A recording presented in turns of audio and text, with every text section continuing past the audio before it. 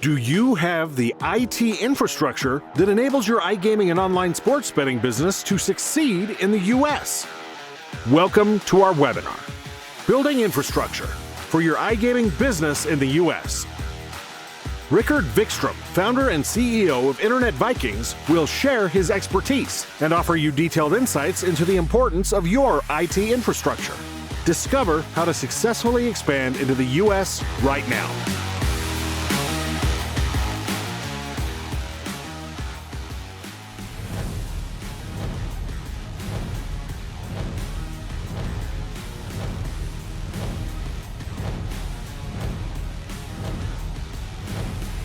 Welcome to our webinar.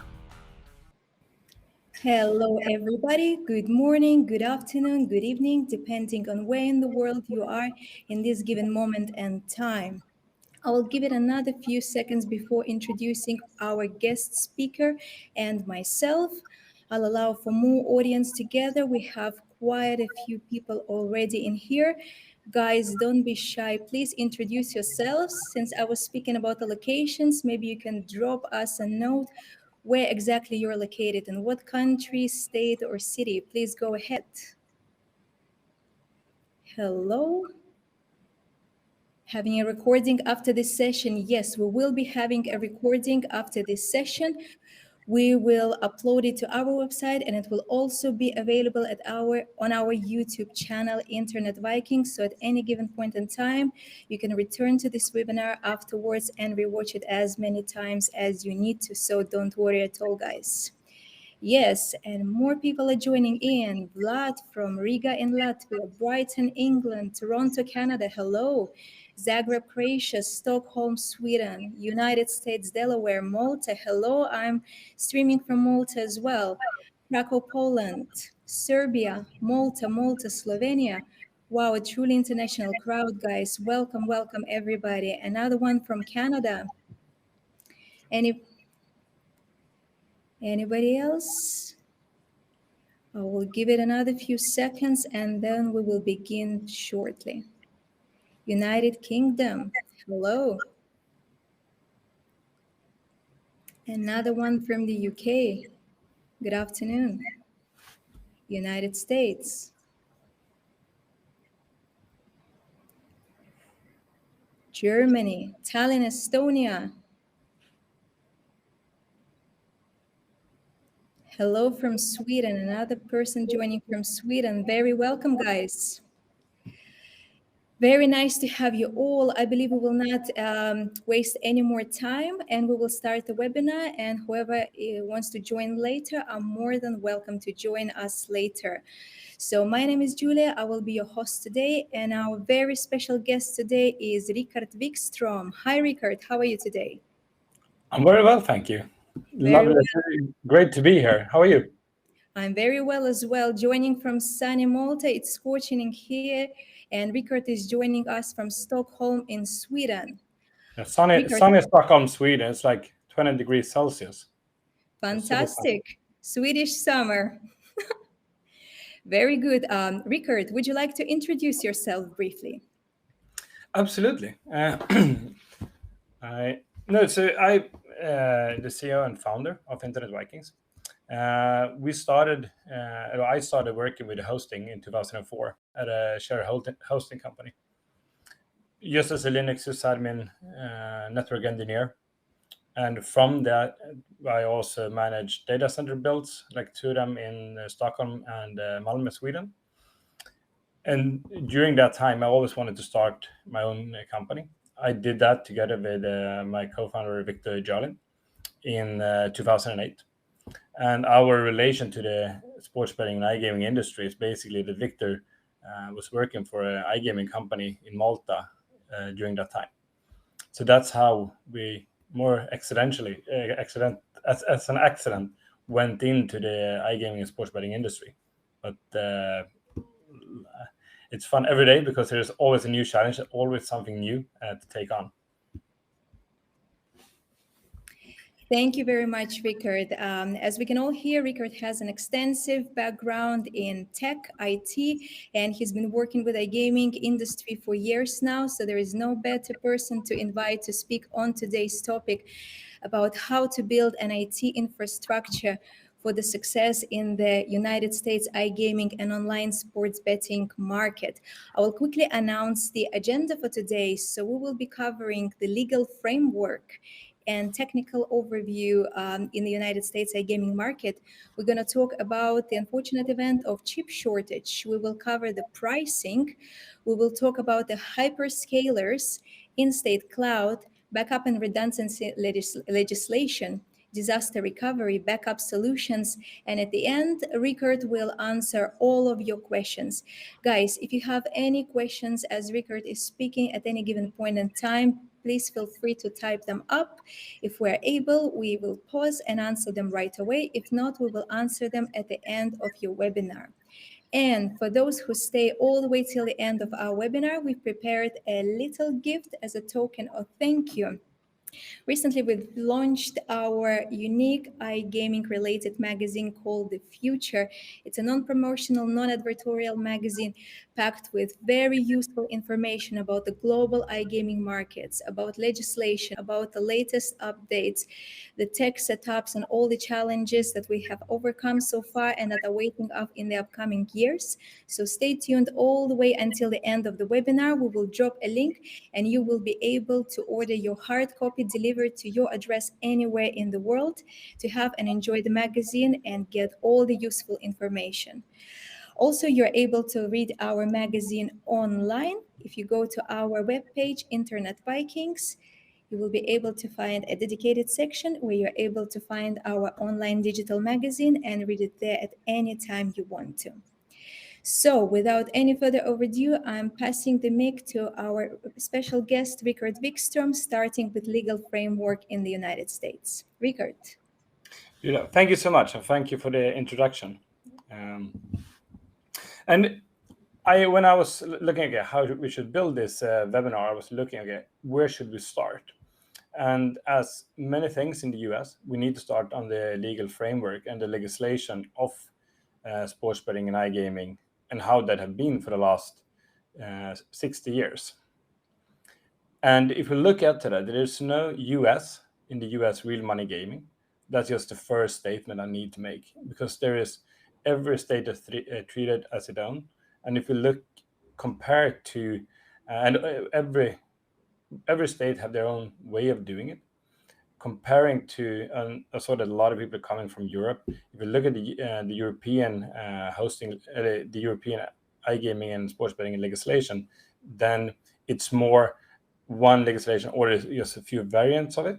But a lot of countries we've been able to use the Malta, Gibraltar, Albany, Isle of Man license for the last 20 years. So that is the first statement. And the reason for this is that you have the Federal Wire Act that was passed in 1961 to combat organized crime, because it was sports betting going cross-border. And they created this just to handle that issue. That means that bets needs to be handled in-state and cannot be cross-border between different state lines. And that also means that if we look at every state have their own Department of Gambling Enforcement, they have their own agency that works with this, they are having their own, see how they do legislation in terms of sports betting and iGaming. Take two states like New Jersey and New York. They're so different in terms of legislation for sports betting because of historical reasons. And that is why this is a very tricky setup in terms of infrastructure in the US. One thing that is also super important to mention is that the Wire Act doesn't apply to iGaming. It only applies to sports betting. But because of the legislation tries to be a little bit streamlined, many states have the same kind of requirements for both sports betting and iGaming. As many of the iGaming states, that those operators both do sports betting and iGaming under the same PAM software platform. So that's just the start. And take this with you. Me as a very technical person, it took a few months, a year probably, to understand that this is real. And I'm getting questions like maybe not every week, but every month. Why is this? Why can't we just do like we do in Europe? But this is the case. You just set the tone. That is what we need to look into. And if we look at the US infrastructure on a technical aspect, all states must work independently. All bets needs to be done in state. There can, of course, be off-state compute to handle specific workloads like BI, like any aggregation. It could be handled for backup. I will come back to that later. But we have a few customers that do very lightweight setup in state, and then they do other things like in other places of the world where it's more efficient to do some workloads. And then, of course, architecture is important. How you build your platform. And coming back to disaster recovery, I will talk more about that later, because disaster recovery now, when the market is growing, it's super interesting to see where that is going. Also, another thing that we need to talk about is a global chip shortage. We still see like 4 to 6 months delivery times of servers. Looking at the server system, that is where we have the most difficulties. Getting components isn't as difficult, but getting complete like VMware, like compute, it isn't difficult, but that's what we do. But still, it is something that we battle on a weekly basis. Also, North America have a longer delivery time compared to Europe as of now, this like in August, but that shifts like up and down on a not daily basis, but on a monthly basis at least.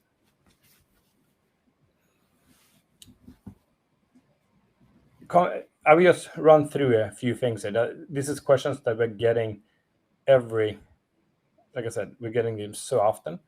And also, why is the prices so high? Why do we need to charge so much for certain things?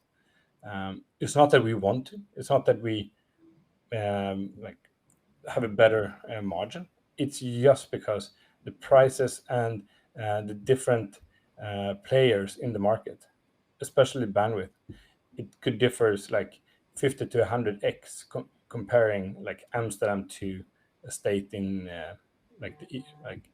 in the US. So it's very, very different how and which cities, which states, how it's looking. And also price inflation. We have had the last week, one data center just increased all the prices with 25%. We had one other state increasing with 10%. Like this is, and we're starting to see that more and more, both in the EU and in the US. And that would be an issue because everyone would need to like absorb and handle those costs.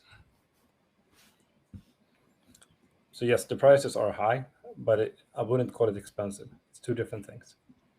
Sorry, Rickard, to interrupt. And what is the price increase related to? Do you have any information about that? Oh, sorry, can you say it again? What is the price increase related to? What events? Is there anything in particular? The inflation, the price inflation, the overall global price inflation. Please continue. Yeah, thank you. And then looking into, I will go more into the in-state cloud. That's what we are trying to work with to our customers to provide them with a more cloud-like setup than just having colo, than just having dedicated servers. Because if you look at on the global market, most people buy some sort of hosting on a cloud way. It's not that you buy the servers today. Like usually there's a board decision, there's a management decision. Like we should not own hardware from many of our customers. So that's why we try to work with them so that they don't need to work and have their own system, have their own systems, and their own people to manage it. We also try, of course, to do multi-tenant cloud. We work with the regulators in every state that we can. New Jersey, Pennsylvania, Colorado, Nevada is where multi-tenant cloud is allowed. On all other states, we work with single-tenant cloud. And of course, the vendor needs to have a proper license or registration. And we'll see. Like Pennsylvania just allowed it a few months ago. Like Nevada was also a few months ago. So it's really coming to become that you can buy cloud compute, but it still, again, needs to be in-state. Perfect. Rickard, while we were on the subject, I've seen, while I was looking through your presentation, that the next topic is dedicated to the big hosting players in the United States market. I've received a question from Tobias Kochler in advance. Tobias, are you here with us? I don't see Tobias waving. Yes, I can see him typing. He is with us. Hi, Tobias. Thank you for your question and thank you for joining us today. I received a question. Can I use the usual major providers like Google, for instance, for my in-state hosting? So what would be the answer, Rickard? It's also a question that we're getting a lot. And I really wanted to go into that one because it's something that we need to talk about, and how we as a hosting provider and also a customer can work with AWS, with Google, and with Azure. Like the hyperscale, they don't usually have license. They don't have licenses or data centers in every state. That is their issue, and that's what we are helping with, because for them, they are hyperscalers. They need massive data centers. We are trying to build that on a state-by-state basis that handles the iGaming regulatory framework. Also, the contracting party where you buy the hosting from, for example, in Pennsylvania, needs to be licensed. So you need to have a license. There's currently just 2 providers for it that does that on a national scale that also do Pennsylvania. So that is one of the most important things. But of course, we work with AWS, with Google, for their AWS Outpost product. And Google have just launched, I saw the press release a few months ago, the Distributed Cloud Edge, I think they call it. They call it like that. Will also be, so you have dedicated hardware in state in your data center to use your own AWS or GCP native applications or software. There's also, we have had some customers looking at Google Anthos and AWS Anywhere, the ELK Anywhere as an example. Super interesting platforms. It's basically their own stack running on a VMware cluster to do scaling. So yes, you can do Outpost. It is, you need to buy the hardware, you need to set it up. It is not tricky, but it's a lot of things you need to do. So basically, to sum up, it's a lot of hard work for yourself. But it's all depending how your setup looks like on a global scale. There's not one solution for everyone. That's the thing with any technical solution. There's not one solution that fits everyone. We need to find, like, some customers do Outpost, some do distributed cloud edge, some do co-location. There's a huge variation between those ways of doing compute power. I saw that we had one question regarding single and multi-tenant. I think we can just jump back to that. So single tenant cloud, it's where the physical server only caters to one customer, to one licensed customer, where the multi-tenant cloud, that you have the hardware caters to multiple customers, multiple instances in, for example, VMware vCloud or vSphere. Yep, the question came from Dean Hendricks. Thank you very much for your question. I hope I pronounced your name correctly. Thank you very much. Thank you.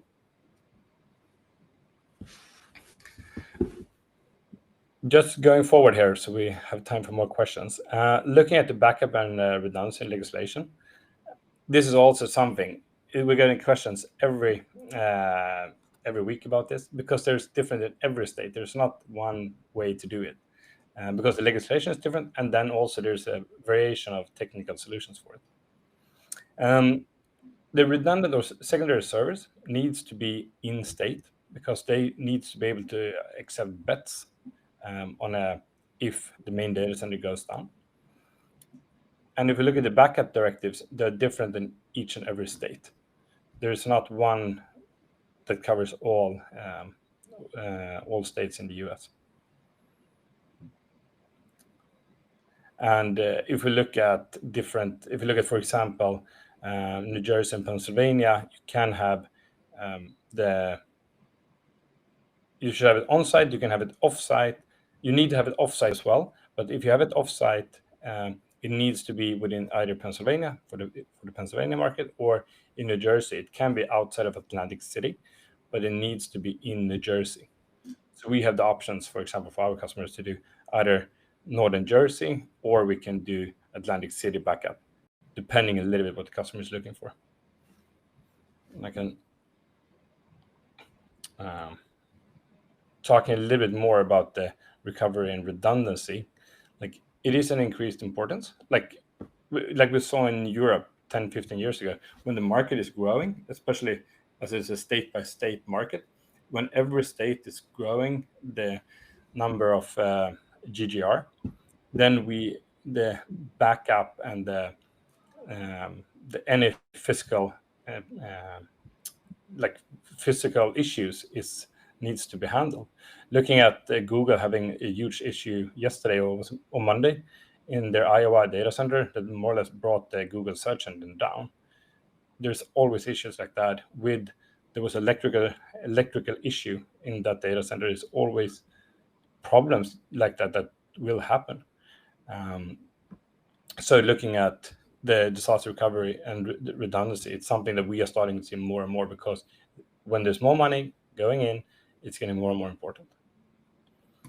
So, and we also look at, okay, should it be always on or just disaster recovery? And that's usually up to the customer to decide how much downtime they can handle on a commercial level. And it's more a business decision.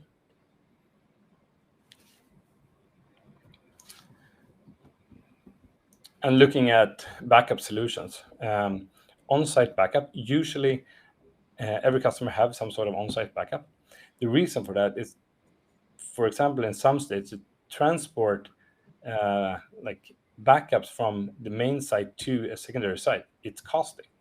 And especially if we want to do some sort of testing of recovery testing or anything, it's super costly.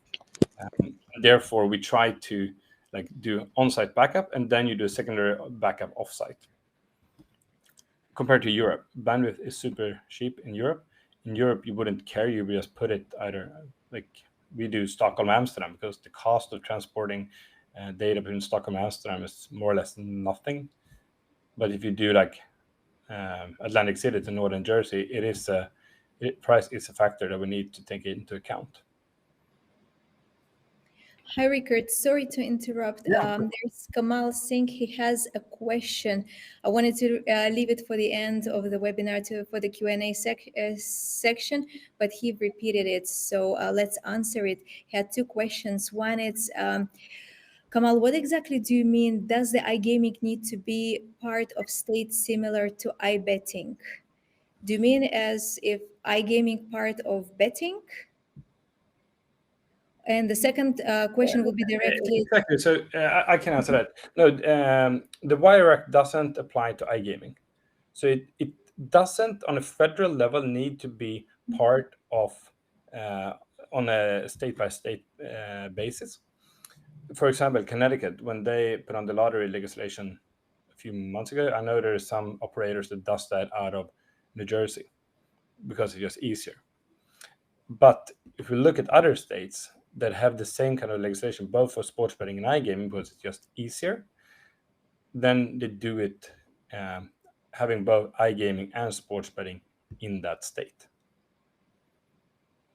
So it's more. It's not a federal. If iGaming is not federal, then it's on a state-by-state basis. Okay, perfect. And there was another question, single cloud. Does it mean asking cloud providers such as Google, AWS to use the hardware that is dedicated to one client for running the cloud services? It means, for example, the AWS Outpost product and Google Distributed Cloud Edge, again, I think it's called, to run on a on-prem. It's basically an on-prem version of AWS.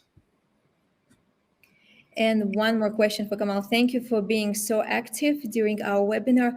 What is means of in-state cloud? Is it like AWS Outpost? It could be an AWS Outpost. It could also be like a VMware setup, like we are working with. It could be any other. Like cloud is more a way to make it so that a customer doesn't need to work with the physical servers, doesn't need to care about that. The redundancy is built in. That is what cloud infrastructure is on a technical level, and that's what we're trying to provide. Either Outpost or VMware vCenter setup. Fantastic. Thank you very much, Rickard. There's another question from Russell Miller, but he said it's a question for later, so we're going to answer them during our Q&A section. I'm keeping them safe, and please continue. Thank you. I also wanted to put this in, just as a small extra thing. The Massachusetts, they legalized sports betting. They put it in last week. And the bill is still awaiting signing from the governor. And like we don't know anything about server requirements, how the framework will look like. But our guess that it's like Pennsylvania, like Colorado, that every provider needs some sort of license or registration, and then it needs to be in state. The backup needs to be done in a certain way, and so on and so forth. But it's super interesting. Like every quarter, there's something new happening. There's new states, either for sports betting, either for iGaming. There's rumors at every conference about new states that will open up, will not open up, that will postpone something, and so on and so forth. So super interesting to see, especially Massachusetts being an interesting state financially.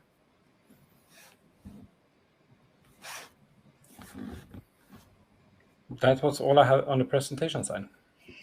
Yes, that is perfect. Thank you very much, Rickard. I actually had a few advanced questions sent to us dedicated to states particularly. So I had one question by Joshua Mitchell regarding the state of New York. What are the requirements for hosting in the state of New York? It needs to be an on-prem in-casino hosting in upstate New York. That is what we know. We're looking into more like how we can expand into the New York sports betting scene. Thank you.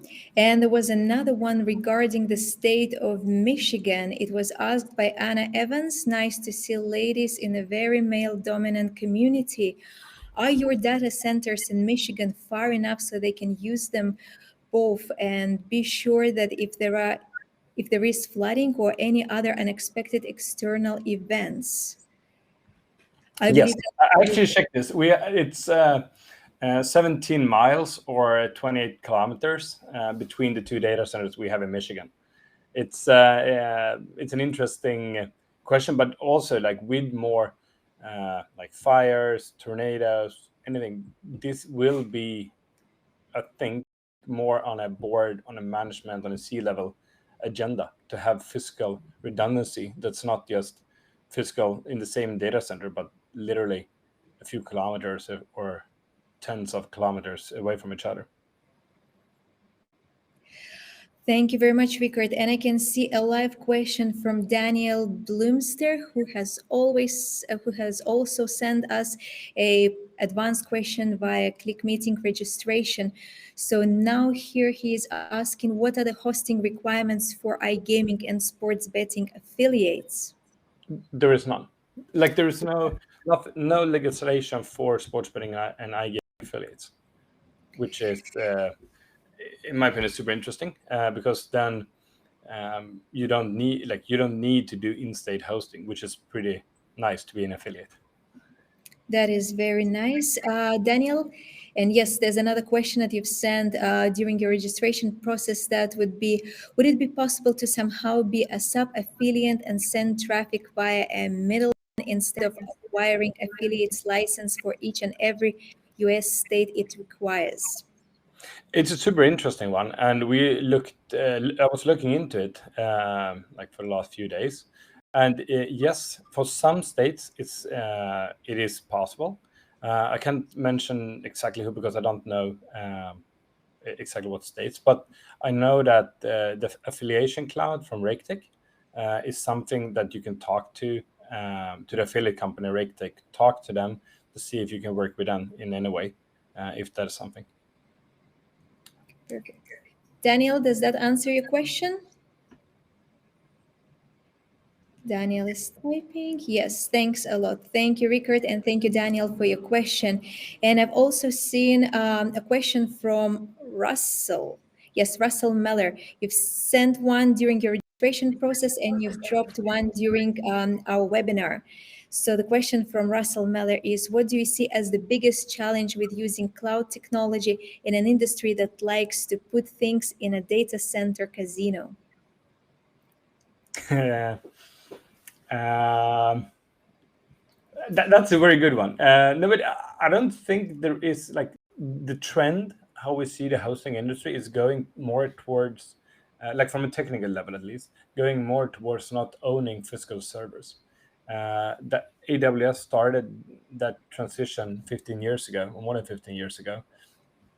They are doing almost 100 billion a year in revenue just by doing that. So I think that that's where the industry is going, and something people are used to buying cloud compute. But of course, there is other companies that like it could be, and it is for some more cost efficient to do co-location, to put, like you said, things in a casino and work with that. But it's like I said, there's no solution that fits all. It's all depending on like how you want to do it.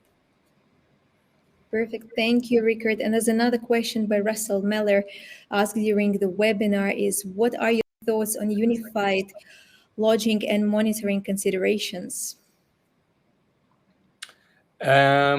I guess then it means on a state-by-state basis. That is also a little bit depending on what the legislation in that state requires, because some you need to have the log in the state because the regulator should be able to go there, or there should be some way for them to connect into your application to retrieve information. But we're also looking at other customers that have that in state, but then they do all the crunching, all the workload on that. For example, for logging, then they push that into cloud, into other more cost-efficient compute. Perfect. Thank you. And there's another question. Wow, there's a whole lineup of questions for you, Rickard, today. I think there's the most active Q&A session we've had so far. People are curious indeed. There's a question from Andre Siomlea. I hope I pronounced his name correctly. Please pardon me if I didn't. What would be the legal framework for a B2B aggregator and back office platform? Is it a B2B license similar to MGA or a specific certification for the technology? I guess this B2B aggregator is working on the iGaming industry. That would be my guess, at least. If you look at for the 4 interesting iGaming states, Michigan, West Virginia, Pennsylvania, and New Jersey, they have that iGaming needs to be in state, and that you need to have an iGaming license to provide aggregation RGS to the audience of that state. So it even that the Wire Act doesn't apply, the state level licensing applies as well, because the operator can't buy your games from your RGS if you're not licensed. So it needs to be like from the B2C to the B2B provider, to the data, to us as a hosting provider, to the data center. Like we're the owner of the physical premises, everyone needs to be either licensed or registered. Perfect. Thank you, Rickard. I'll interrupt our Q&A session a bit. I'll refer back to our Future magazine. If you're interested in state-by-state U.S. legislation, we have a large chunk of the magazine dedicated particularly to the United States iGaming and online sports betting market. You can find all the licensing legislation state by state, which types of online sports gaming and betting are legal in what states, and what is required to enter the state. So please read there. And of course, we'll continue to answer your question. Actually, there's another question from Emmanuel Mikhail Faruja directed to you, Rickard, about the Internet Vikings services, I believe. If required, do you offer an active cluster environment in the same state apart from backups? Yes. Like that's why we, for example, have 2 data centers in Michigan and also New Jersey, and then we have like fibers between them. So yeah, we do it, but it's like always with active. It's tricky, and it's good to have some sort of like do that either with. Like I thought it was something with Cloudflare. Okay, how can you like aggregate the traffic, and who should be like if it's always on, who will get the traffic? What happens if that connection between the data centers break? There's a billion different things around it, but yes, of course, we support it. Perfect, thank you. And there's a question from Nigel Renouf. Are there any restrictions on using content delivery network CDNs within the United States, or do the CDN providers need to be licensed in the US? As far as I know, they don't need to be licensed in the US. The reason for that is they are considered more on a ISP, a transit provider, than someone that's providing like where like usually like rough like super aggregated. The one that needs to be licensed is where the bet happens and everyone around that bet, or where the RGS is and around it, because so no one can go in and fix with like do anything with the RGS, so there's the player is like losing money because of it. That is the reason. And looking at a CDN, they can't do those kind of things. Perfect, thank you so much. And the next question from Mili Juarez: what is the backup legislation in Pennsylvania? Is it much different from the one in New Jersey? It's actually the same as New Jersey. You can do, I actually just double check that. Like primary has to be in PA. Secondary backup also needs to be in PA in a different facility than the primary backup. And the backup of the backup, like the third backup, can be out of state. Thank you. And the next question by Elliot: can we have disaster recovery outside the state where we are running our production? No. Not by knowing every legislation, but I would doubt it. Like I haven't seen anything where you can actually do that. So it's safe to say for all the main states so far, you need to have it within the state, right? Perfect. Elliot, I hope that answers your question. And the next one is from Dara Connolly. Hi, Rickard. Would you suggest having both on-site and off-site backups? Yes, because of the expensive bandwidth. Like I said, in Europe, I would do only off-site. But if you look at where it's costly to move 50 or 40 terabytes of data, it's a more cost-efficient solution to do on-site, and then that do incremental backup to the offsite backup.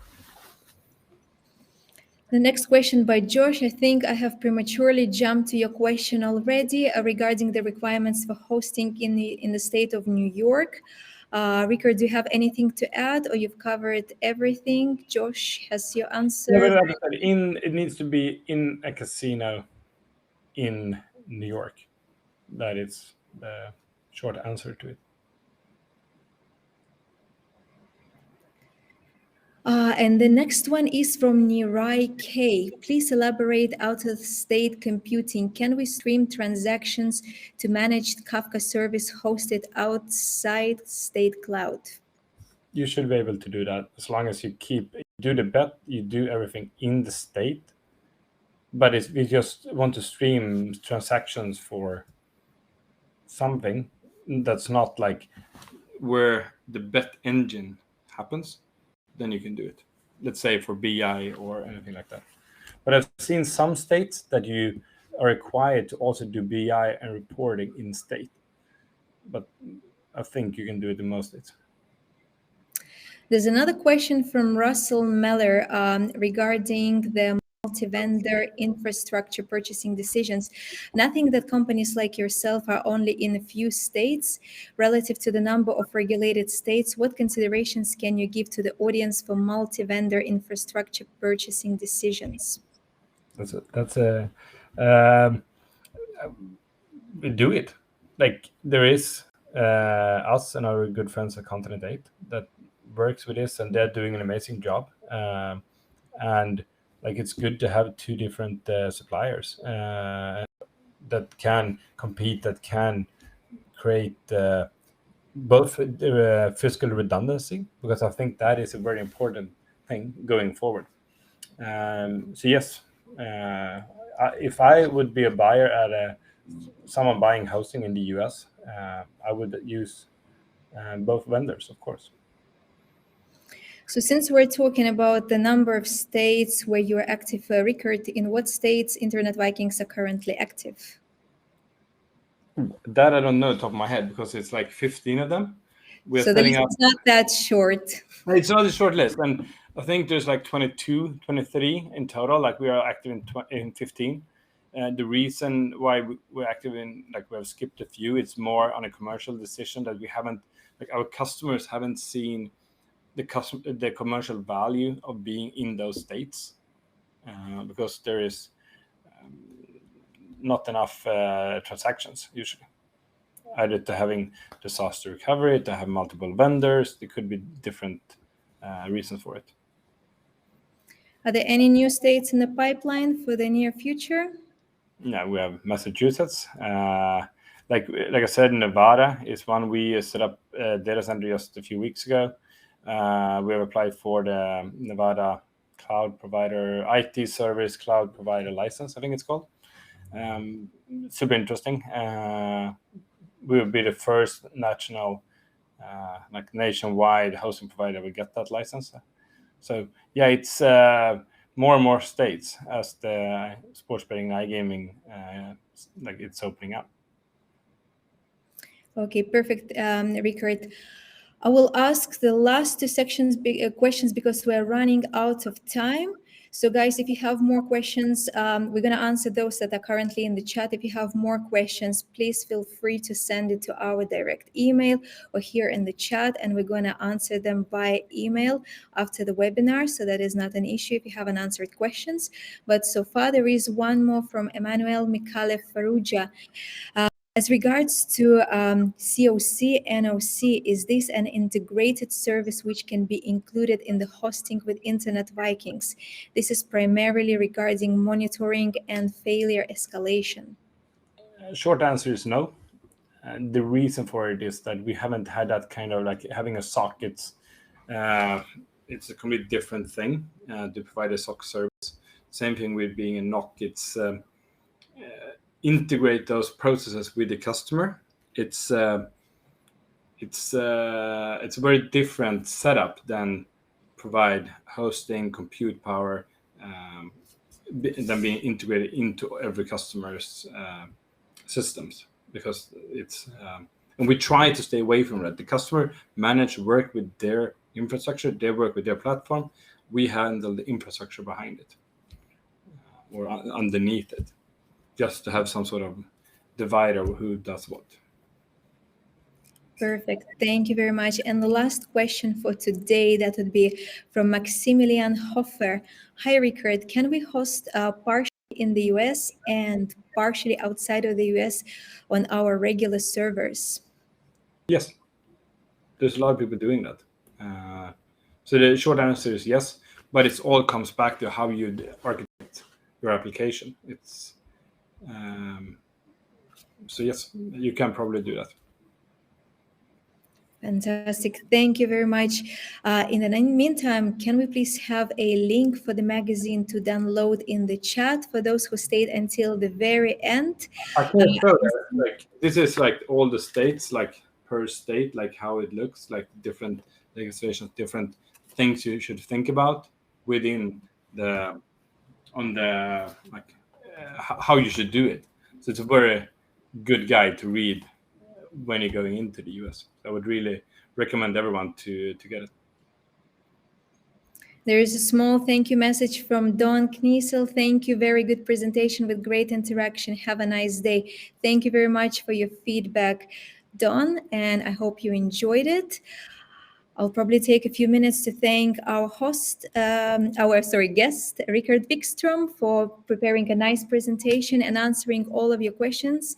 Thank you very much once again for your time and your expertise, Rickard. I hope you have you enjoyed yourself? Absolutely. No, but it's great to talk about these things because that's why I wanted to do this webinar together with you, because we're getting these questions from different customers every week. So it's better to just find a format where we can answer it as many questions as possible, so that we don't we sit every day to answer the same things, just to help our customers be more efficient. Thank you very much, Rickard. Thank you very much, everybody who attended our webinar. The link to order your hard copy of the magazine is in the chat as promised. If you didn't manage to catch it, please go on our webpage and find our future online digital magazine. You can read it there, and you can order your your hard copy right there. And if there are any questions we haven't answered to you, please feel free to shoot it to us on our LinkedIn page, Internet Vikings, or email it to us. You can find our email details in the event itself and on our webpage. Thank you very much, everybody. Thank you, Rickard. Have a great day, and I will see you at the next webinar. Thank you, guys. Thank you, everyone. Thank you.